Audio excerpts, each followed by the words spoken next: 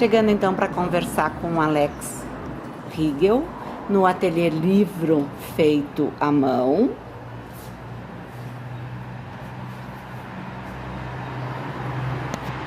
Mostra um pouquinho para nós, Alex, como é que é o ateliê. Bom, funciona numa garagem. Aqui tudo começou um pouco do que está aqui, né? Agora já é 3 anos, passados 3 anos já tem um adicional de bastante ferramenta e material. Então era apenas uma mesa, uma lixeira cheia e algumas ferramentas que eu comecei a utilizar e experimentar aqui nesse espaço. E a partir desses experimentos as novidades foram surgindo, portas foram se abrindo. Muito bom, muito obrigada, Alex. Olha só, vou mostrar aqui um pouquinho dos trabalhos que o Alex está fazendo.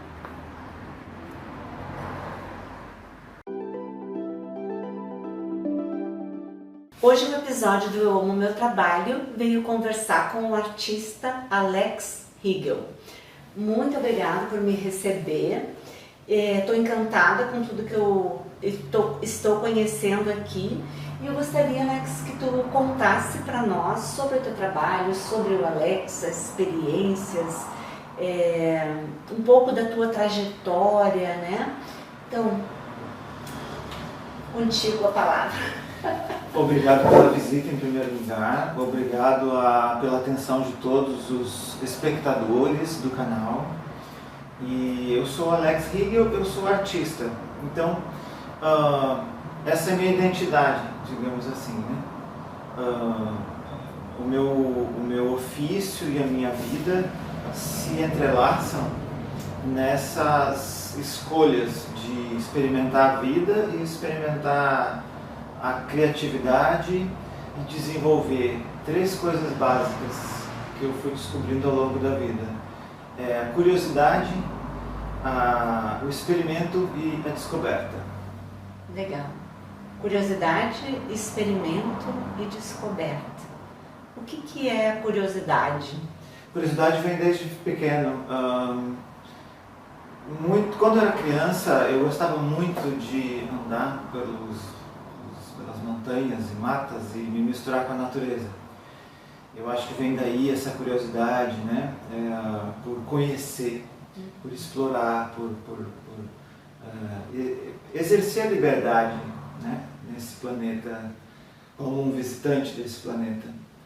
Então, foi para mim a primeira percepção de mundo foi justamente essa, de explorar os espaços. Explorar de forma ilimitada, assim, sabe? Uhum. De uma maneira não regrada, eu diria. Livre. Isso. Livre.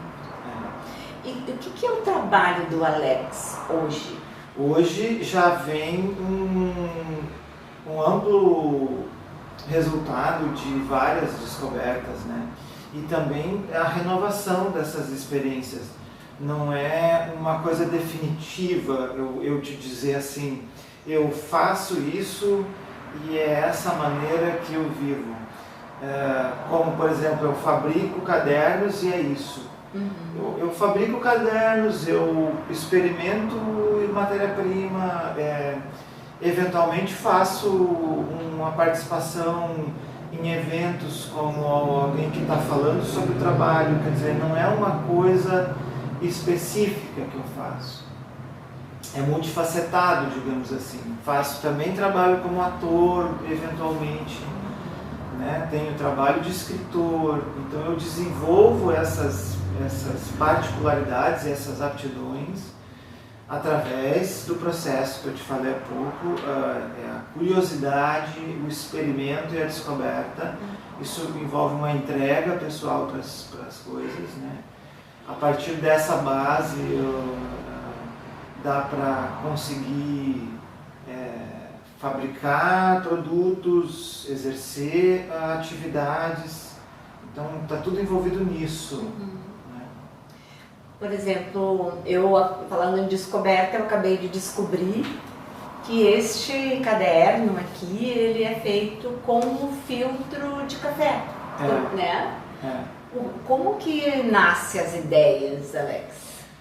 Esse caderno representa um exercício, uma experiência que eu comecei de catar lixo, literalmente, porque eu precisava, na época, fazem 3 anos, a propósito, está fazendo 3 anos agora que o ateliê foi criado, né? O Ateliê Livro, feito à mão, é uma startup de garagem, como vocês podem ver, nós estamos dentro da startup, dentro da garagem. Aqui começaram as experiências de catar lixo e fabricar algo com o lixo catado. A experiência de catar lixo e fabricar produtos, né? Utilidades, fabricar criatividade, fabricar peças de arte. E no desenvolvimento dessas peças de arte, muitas coisas são úteis, acabaram sendo úteis, como filtro de café, como a caixa de leite, vários tipos de resíduo da indústria, do comércio. Então eu utilizo ou reutilizo, eu chamo também de reativação, né? É um batismo que eu dei para misturar a reciclagem com a reativação, que tem alguns objetos que eu uso que podem ser reciclados, outros que podem ser reutilizados. Então eu utilizo esse termo de reativação para misturar tudo aqui na mesa, espalhar tudo aqui, verificar, experimentar e ver o que pode ser feito. E resultados acontecem como esse, né? Da utilização simples do filtro de café para fabricar capas de encadernação, da borra do café, utilizar a própria borra para fazer uma tintura natural, onde eu possa estar fazendo também o envelhecimento das folhas. Essa é a base da experiência, né? É experimentar, é pegar as coisas e começar a experimentar, é gastar tempo fazendo isso, investir mesmo, de verdade, sem uma preocupação que se isso vai dar certo ou não, porque uma das coisas que a gente mais percebe é quando...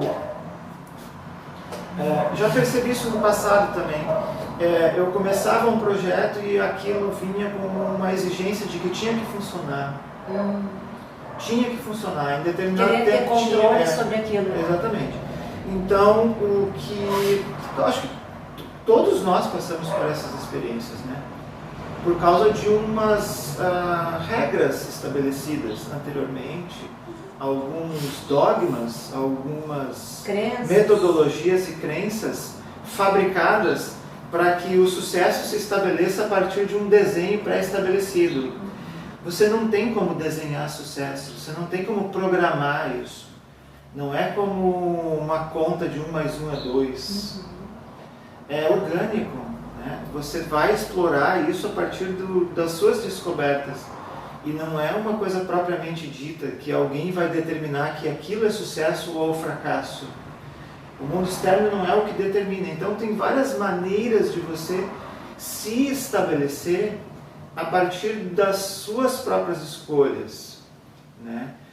Escolher fabricar, escolher dar tempo ao tempo, escolher fazer isso independente do zum zum zum e do blá blá blá que fica na sua volta. E a mente também, isso, a própria mente também. Mas a mente é condicionada a aceitar esse zum zum zum e blá blá blá. Então você tem que educar. Isso, eu que educo, eu que sou o responsável por educar a minha mente.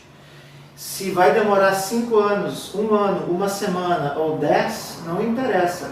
Eu tenho que tomar uma decisão. O dia que eu tomar a decisão de que agora eu escuto e eu governo a minha mente, eu governo os processos que eu vou trabalhar no meu tempo, independente de pode estar caindo a Torre Eiffel, eu vou estar aqui focado no meu trabalho, focado na minha criatividade. Então é uma escolha. Esse é o principal fator. É quando eu escolho sobre eu, né? Não é uma receita que eu dou para você para dizer assim, faça dessa maneira, senão eu estou criando mais uma regra. Não é isso, tá? A regra é a tua regra, né? Não é isso não, tá? Eu estou falando das minhas experiências. Então, você olha para isso e avalia se isso combina com você. Porque pode não combinar com você, daí você simplesmente troca o canal, tá? Ô Alex, assim tu falou sobre esse experimento, né, e tudo, e como nasce, por exemplo, a ideia de fazer esse caderno? A inspiração, né? Da onde vem a tua inspiração para arte? Eu acho que a inspiração para a arte vem dos exercícios do tempo. Eu trabalho há 30 anos com envolvimento em arte. Eu sou autodidata, então as minhas experiências foram às vezes até muito acidentadas, intuitivas. Isso é uma opção. Eu escolhi ser um autodidata. Por quê? Porque assim eu experimentava, eu me acidentava, eu ia lá e reconhecia de alguma forma como que foi esse acidente. É claro que algumas pessoas me inspiraram, é evidente que você vai se inspirar em algum modo. É como você que está assistindo agora. Talvez você veja que eu estou falando coisas aqui que se assemelham a alguma coisa que você sempre quis fazer, né? E de repente faltava esse gatilho. Pode acontecer isso, como aconteceu para mim também, de assistir, de ver, de escutar, né? De observar, de seguir algum tipo de exemplo. Então, exemplos de exemplo. Fica muito marcado na minha memória dos meus antepassados que trabalhavam muito com as mãos, né? A divindade da mão, né? É a fonte criativa através da mão, mas é uma combinação, né? É uma combinação entre o que você pensa, o que você transmite para o seu corpo, o que você permite que aquele fluxo ande com tranquilidade, e aos poucos você vai se deliciando com o que você tem de ferramentas. Primeiro, que é o seu corpo, é o seu carro, né? A sua nave é o seu corpo, né? Então, o meu corpo, né? O corpo da Elizabeth, né? O corpo do cinegrafista, o corpo do editor, o corpo da gente. Então a inspiração acho que vem dessa combinação. Não é uma mágica de varinha de condão, alguma coisa que você tem que tomar um chá, não entra nessa não, que tem que esperar acontecer. É um exercício diário, isso tem um mecanismo, né? Você parar com o zum e blá blá blá do externo e começar a trabalhar com os seus próprios recursos. Mas eu não tenho esses recursos. Tem, todo mundo tem. Eu acho que é bem legal falar isso, que no meu trabalho de desenvolvimento pessoal, profissional, eu sempre falo assim que a gente tem uma caixinha de ferramenta. Essa caixinha de ferramenta, que são teus dons, teus talentos, habilidades, e eles vieram para ti fazer o teu trabalho, e esse trabalho é para o outro, né? Porque o Alex não faz só caderno para ele, ficar para ele. O Alex faz caderno para o outro. São utilidades. Então, esse talento que a gente tem, né, que tu falou do teu carro, né, traduz um pouco que eu falo bastante a questão de que sim, cada um tem o seu potencial. E no trabalho que eu faço, no processo, é isso, é ajudar o outro a identificar qual é a sua potência, qual é a sua habilidade, como que coloca isso a serviço do outro e do mundo, né? Então, eu acho que, na verdade, eu estou conhecendo o Alex hoje, eu não conhecia, então não combinamos nada da fala, mas muito do que tu tem falado, Alex, é o que eu levo no meu trabalho, sobre o se encontrar, né? Fazer o que faz sentido, fazer o que ama, que é a proposta dessa série, né? E conversar contigo tá trazendo aqui, assim, realmente tudo o que eu venho falando, sabe? Eu te agradeço muito por isso. Obrigado. Ô, Alex, tu sempre fez isso ou, sei lá, a gente faz segundo grau, vai para a faculdade, ou estuda ou não, e vai para um trabalho. Como foi o teu início profissional? Eu estudava no segundo grau, completei o segundo grau, ensino médio, digamos assim. Agora até mudou o nome também, mas enfim, ensino médio. Não fiz faculdade, foi um pouco por opção e um pouco por caminhos de vida, assim, de ter escolhido o teatro inicialmente como profissão e depois a produção artística. Isso já lá nos anos de 1988, quando comecei com o teatro, né? foi assim uma grande paixão, um grande envolvimento, e foi um período da minha vida que me ensinou muitas coisas. Inclusive me introduziu para a dramaturgia. As artes, elas têm um entrelaçamento, né? E como eu fui fazendo isso no modo mais rude possível, falo do rude numa expressão de ser algo rústico, de ser uma busca mais de enfrentar as dificuldades, de usar a intuição, de exercitar e de permitir que essa intuição se floresça.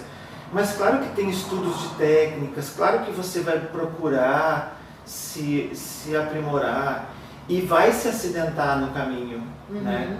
Vai ter um tempo em que você vai se acidentar tantas vezes que aqueles acidentes vão te dizer assim, bom, agora é hora de desfrutar. Essa é a tua escola, né? Essa é a minha escola.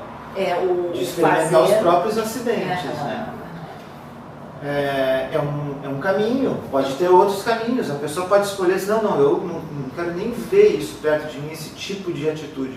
Eu quero é fazer uma faculdade. Beleza, parabéns, vai lá, faz a faculdade. Tu fez curso para dramaturgia? Alguns cursos sim, mas não tão acadêmicos. Assim. O que eu procurei muito foi ler. Estudar sobre vários aspectos da dramaturgia, ler os autores americanos, que são os mais desenvolvidos nisso, né? O envolvimento da dramaturgia com o cinema. Eles sim têm técnicas elaboradas para desenvolver roteiro. Né? Então eu estudei bastante essa turma aí dos americanos, depois de ter ido para São Paulo. Mas tem uma longa jornada de mais de 30 anos. O que te levou para São Paulo? O que me levou para São Paulo é a vontade de estar por lá mesmo, de trabalhar, de desenvolver, de querer crescer. Dentro da área. Dentro daquele mercado enorme que tem lá. E o que te trouxe de volta para o Sul? O que me trouxe de volta foi a falência. Eu fali lá, não deu certo, alguns aspectos não funcionaram para mim naquela época, não encaixou. E faz parte da caminhada, né? Não existe nenhuma tragédia sobre isso. É parte de uma caminhada. Porque o pico e o vale, né? A vida não é só sucesso, né? O sucesso é a junção de poder estar aqui em cima, mas saber que também pode estar embaixo e sempre tem aprendizados, né? Eu fui com todas as minhas forças e vontades e assim, eu ganhei muito, perdi também muito, no sentido dos altos e baixos que você falou. E o que eu posso dizer dessa experiência? Ela me trouxe para isso que eu estou fazendo agora. Então, isso que eu estou fazendo agora, isso que nós estamos conversando agora, vai me levar para um outro aspecto que um outro dia eu vou estar conversando. Sim. Aí eu vou estar lembrando disso, no dia que eu estava conversando com a Elizabeth, eu pensava de uma maneira, mas hoje eu já penso de outra. E isso é assim. A gente só tem que ir aceitando isso, né? Até o futuro, a gente fala em carreira espiral, né? E o que é isso? É aquilo que tu foi buscar na arte, te ajuda no que tu faz hoje, e o que tu faz hoje talvez te ajude em algo que tu vai fazer depois. E a gente fala também assim que essa caminhada que é o importante, não é ter um fim específico, é tu ir andando e aceitando a vida, o que a vida te traz, e isso a tua história acaba sendo, toda a tua história está na contribuição para o outro hoje, né? Porque tudo que tu viveu, que tu aprendeu, faz tu criar o que tu cria hoje, né? Que é o teu caderno, usando o reciclável e tantas outras coisas que tu coloca no teu trabalho, né? E o aproveitamento dessas matérias-primas. Você agora tocou num ponto importante sobre o que move uma pessoa, um indivíduo, o que me moveu para esta atividade. Foi justamente, você estava nesse ponto de falar de São Paulo e foi uma etapa apenas, é uma página do livro, da minha história, né? E eu lido com grandeza com isso, Porque dessa página escrita, hoje eu estou numa outra página. Sim. Então, e também é tranquilo para mim falar sobre isso. Legal. E agora, é tranquilo também focar no agora, nesse momento. O que importa para mim é agora. Então, falando do agora e traduzindo um pouco do que foram as outras experiências, além do que me trouxe para cá, que foi essa motivação digamos, desse desmoronamento, desse momento de desmoronamento da vida e da história da vida, lá em São Paulo começou um desmoronamento em que me ajudou a reorganizar as coisas, né? Então não existe nenhuma expressão relacionada, tá, gente? Ó, vamos deixar bem claro, não existe nenhum fracasso nisso, né? A expressão clara disso é apenas etapas. Então, quando a gente lida com as coisas baseadas em sucesso e fracasso, a gente só fica repetindo a mesma coisa. Então, quando a gente lida com as coisas com o que elas exatamente são, que são etapas, e aí a gente pode dizer assim, mas foi um fracasso. Baseado no que eu tenho agora, baseado no que eu tenho agora foi um impulso. Eu lido com uma outra forma. Não existe um fracasso, foi apenas um salto que eu dei lá para cá. Então, e aquilo, uma das coisas que eu sempre dou um valor enorme, assim, naquele período assim, mais crítico que eu passei lá em São Paulo, eu conheci algumas pessoas em que eu sentei para escutar algumas pessoas, mas são anônimos. E olha bem, a gente fica muito acostumado a lidar com pessoas que nos inspiram, digamos assim, e eu estou exercitando uma coisa nova para mim também. Uma coisa nova, de parar de falar a gente nas coisas, de parar de incluir você, por exemplo, numa coisa. Eu vou dizer assim, baseado no eu passei por experiências em que eu percebi que o ícone, na maioria das vezes, não está no midiático. O ícone às vezes está numa pessoa que está num ponto de ônibus esperando um busão lá para ir para um trabalho, ou uma fila de um almoço, ou até numa praça onde você está sentado, numa igreja que você está sentado lá para fazer uma meditação, e você percebe que ao seu lado senta uma pessoa que diz uma palavra e vai embora. Isso passa a ser um ícone para você. E de repente não é o que está lá no topo da mídia. Então pode ser bem interessante a gente parar para observar mais o cotidiano da gente. A nossa realidade, um cachorro que vem do nada te cumprimentar na rua. Estar aberto para receber. Né? E os sinais, né? Os sinais que a gente recebe, que não necessariamente estão lá onde a gente está correndo atrás. Tem muitos sinais que a gente acha que é o que a gente está correndo atrás e na verdade não é tão necessário assim, essa coisa de correr atrás. Então basicamente isso que você falou engloba também o assunto da inspiração, dos modos, dos modelos. Então eu posso te dizer, para mim tudo que eu passei foi apenas uma etapa de impulso para o que eu estou vivendo agora. Aprendizados. Então é o que eu digo, eu já falei num outro podcast, falei na Rádio Gaúcha, quando a Rádio Gaúcha veio visitar o ateliê, e são aspectos interessantes, né? Aí, se eu vou falar do fracasso, eu vou dizer assim, tá, mas daí há 3 anos atrás eu estava num fracasso e de repente a Rádio Gaúcha vem visitar a minha garagem 3 anos depois, eu não imaginava que isso pudesse acontecer. Né? Quando que eu podia desenhar isso? Ou você aqui se sentiu à vontade, se sentiu inspirada de vir aqui na minha garagem conversar sobre isso. Então não é sobre... Nós não estamos falando sobre sucesso e fracasso, nós estamos falando sobre caminhada. Eu acho bem interessante porque a gente tem uma inteligência, né? E quando a gente usa essa inteligência, a gente sabe que aqui tudo é dual. Então, se eu pensar só como sucesso e fracasso, mas entre os dois, na ponta, tá a caminhada que tu chamou, né? Então, se eu me apego no sucesso, se eu me apego no fracasso, eu estou fazendo uma divisão, né? Mas ao passo que eu posso unir isso, porque a vida é dos dois, se eu olhar para os dois, que é os altos e baixos da vida, né? Muito, muito bacana. Alex, o que tu pode deixar, uma fala que tu queira deixar para quem está nos assistindo, sobre o teu trabalho, sobre o que tu faz, sobre o que faz tu gostar do que tu faz? O que faz eu gostar? Eu acho que é amor próprio. A descoberta do amor próprio é fundamental, assim, nesse sentido, na minha história, na minha trajetória.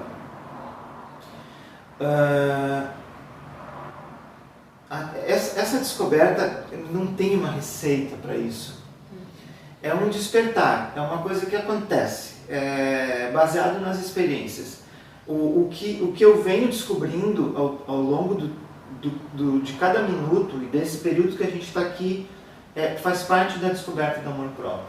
Resultados que vão acontecendo, como vou dizer, surpresas, telefonemas, mensagens recebidas, visitas inesperadas, é amor próprio. Pode ter certeza. Se você tem dúvida do que eu estou falando, eu vou garantir. À medida que a gente começa a se descobrir com o amor próprio, os resultados começam a aparecer. É um passarinho que senta na janela e começa a cantar para você. É tu ver dádiva em tudo, né? E daí começa a acontecer essas coisas. E não que não existia isso antes. Não é na fala da mágica, não é no conto de fada. Isso aí é no mundo fantástico. No mundo real, as coisas acontecem com esse tipo de ilustração. Mas nem sempre eu posso estar atento a isso. Mas está acontecendo. Então, em algum momento eu começo a ficar atento a isso. Então, se eu vou dizer assim, deixar mensagem, eu prefiro falar do que eu estou experimentando. Amor próprio. Descoberta do amor próprio. Mas não é a descoberta do amor próprio que se define, de novo falando sobre metas. Não tem meta, não tem uma linha de chegada. Né? Eu já falei também sobre isso outro dia. Isso. O amor próprio ele sempre vai ser uma desenvoltura diária. Se eu começo a descobrir que eu tenho amor próprio e que diariamente eu começo a desenvolver isso só no fato de eu estar respirando, as coisas começam a se desenvolver. Amor próprio é quando eu aceito que quando eu erro uma costura, eu perfuro o dedo, eu não preciso ficar xingando o mundo e o planeta por causa disso. É simplesmente uma parte. O amor próprio pode ser assim, opa, estou desconcentrado, eu furei o dedo. Então eu volto a respirar e volto a me conectar. Porque em alguma coisa eu perdi a conexão com o meu trabalho. Em algum aspecto eu perdi a conexão com o meu trabalho. Isso não é uma coisa anormal. Isso é normal, isso faz parte. Tanto que eu guardo, eu tenho um acervo de trabalhos acidentados, onde eu vou expor esses trabalhos acidentados, logo mais aí num seminário que eu vou programar para fazer. Por quê? Porque eu quero mostrar onde está o acidente, onde está o erro. Que o acidente faz parte. O erro, né? Eu quero aprender cada vez mais a lidar com esses erros, que na verdade são processos. Que quando eu olho para um trabalho, um caderno que está mal costurado, eu olho para ele dizendo, mas agora eu costuro assim, alinhado. O que vinha lá era uma parte de um processo que eu chego aqui e digo, eu vim dali, eu vim daquele nó mal atado para cá. Né? Digamos, posso talvez dizer que isso possa ser uma mensagem. E olhar um pouco para o passado, assim, as referências. E procurar lembrar, como eu acabei procurando assim nas minhas imagens do passado, referências do que eu podia trazer como história para o meu momento do agora. Bom, sejam bem-vindos, cachorrinhos. Aí, uma foto assim de quando eu comecei a trabalhar nos movimentos aqui com o ateliê, era uma foto que eu via sempre da minha avó recuperando sacos de leite, porque eram fornecidos os sacos o leite era fornecido em sacos plásticos. Ela recolhia esses saquinhos, lavava, trabalhava, processava, fazia um recorte nesses saquinhos para produzir uma malha. Dessa malha ela fabricava tapetes, fabricava cestaria. Essa malha é feita com saquinhos de leite. E quando, a arte já estava na família. E quando que isso acontecia, né? Nos anos 70, gente. Nos anos 70, a minha avó fazia recuperação de saquinho de leite. Nos anos 70. Tapete de saquinho fazia de tapete leite. De saquinho de leite. Ela fazia um trançado e uma malha, que daquela malha que ela descobriu, que na verdade essa referência de fazer a malha era da cestaria, né? Ela fazia cestaria de palha também, bolsas, fazia muito trabalho com vegetais. Então ela utilizou os saquinhos de leite, que era uma das bases do trabalho dela. Aí eu ponho a minha cabeça para pensar nessas referências, nessas imagens do passado, e você vê que nada se perde. Lá dos anos 70 para cá, aí vem o Alex, né, o neto da dona Liduína, e começa a pegar caixa de leite, ao invés de saquinho de leite, que agora não é mais tão fornecido saquinho, ainda tem alguns. Tem. Mas o recurso agora, a moda agora, aí pasmem, né? Eu olho para trás, daí eu me vejo nesse momento presente catando caixa de leite. Ou seja, usando a mesma referência do que a avó usava, trocando o saquinho de plástico pela caixa de leite. Então, veja como as coisas são, né? É muito interessante você se entregar, né? O recurso que tu usa já estava no nível dele. Já tinha algo ali, já tinha uma identidade escrita ali. Então, não como é que eu vou dizer assim, não tem uma novidade nisso. É só uma caminhada, é uma continuidade, né? Eu estou agora trabalhando também, produzindo um conteúdo. E você fala dos teus projetos. Um conteúdo para a internet, né? Que quem quiser visitar o Instagram também, lá onde eu publico e armazeno os conteúdos relacionados ao meu trabalho, ao meu cotidiano no ateliê. E nessas brincadeiras e descobertas, o filtro de café tem também muita história para contar. O filtro de papel. Então eu também estou produzindo um vídeo chamado Minutinho com Filtro, onde eu vou contar algumas curiosidades sobre o filtro de papel, que é muito interessante. Eu acabei descobrindo curiosidades interessantes sobre o filtro de papel. E aí, é tudo isso que vem como referência. E os teus trabalhos, tu expõe em feiras, como é a comercialização do teu produto, a encomenda, como que funciona? O ateliê tem uma loja virtual na internet, né? A loja virtual tem o link na bio do Instagram, através do Instagram. O meu centro centro de mídia é o Instagram, né? Então, também no Facebook, mas onde eu opero mais é o Instagram. E lá tem os links na bio, onde tem acesso aos meus blogs, os blogs do ateliê, o blog do projeto do Lixo ao Livro, que é o que originou o livro A Café do Poeta, que também tem o documentário, lá tem o link de acesso ao documentário. O documentário que a propósito foi dirigido pela Bruna, que também é responsável, tecnicamente responsável pelos vídeos, né? Sim. É a Bruna da Alta Box. Alta Box, a Bruna Monteiro. E ali tem todos os links. O universo o centro do universo midiático do Ateliê Livro foi montado no Instagram. Muito bom. E lá é onde eu faço todos os movimentos, né? E aí tem lá, vai ter também o conteúdo, enfim, a loja virtual, e trabalho com feiras, né? Atualmente, como eu estou na estrada há 3 anos com o ateliê, eu acho fundamental ter essa caminhada como parte do processo, essa caminhada de fortalecimento do trabalho do ateliê em contato direto com o público na rua, né? eu tô indo, né, faço meus trabalhos e vou para a rua. Então eu faço feiras de rua, faço feiras populares, participo aqui de Novo Hamburgo do nosso grupo Economia Solidária, da Ecosol de Novo Hamburgo, que é um grupo enorme e muito forte, onde temos várias atividades e um envolvimento muito grande dos empreendimentos criativos, os empreendimentos do artesanato, da economia criativa, economia solidária. Então tem um engajamento muito forte com essa turma da economia. Não conhecia. Esse grupo é muito bacana.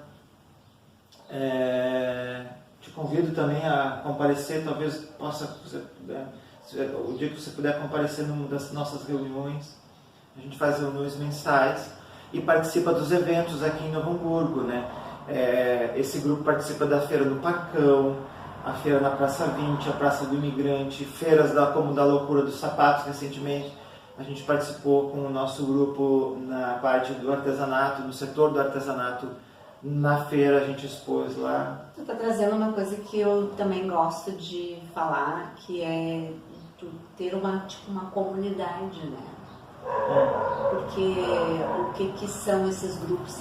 É uma comunidade que tem objetivos afins, né? São pessoas alinhadas. Eu acho que porque tu tá sozinho ele é tudo muito lento, né? E é fundamental também. Mesmo que você trabalhe sozinho, você nunca está sozinho. Também. O seu trabalho vai ramificar. O meu trabalho acaba ramificando, ele acaba se difundindo, gerando curiosidade. Então essa geração de curiosidade acaba me levando para outros setores, outros lugares. Como eu disse, até continuando sobre as feiras de rua, eu ainda faço Porto Alegre também. Acabei descobrindo outras feiras, outros grupos em Porto Alegre, né? Faço feiras no bairro Bonfim, no Moinhos de Vento, faço feira também, exponho lá na Casa de Cultura Mário Quintana, eventualmente. E todas essas informações o público pode ter lá no meu Instagram. Então, Alex, muito obrigada pelo teu tempo, por toda essa conversa, né? Porque para mim aqui foi uma aula, né? O fato de não te conhecer antes também trouxe toda essa surpresa. Então, o nosso encontro foi muito produtivo, surpreendente e muito agradável. Muito obrigado. Eu que agradeço a visita e a oportunidade de estar contigo aqui. O objetivo é que a gente compartilhar e inspirar. Muito obrigada pelo teu compartilhar e inspiração de hoje. Obrigado.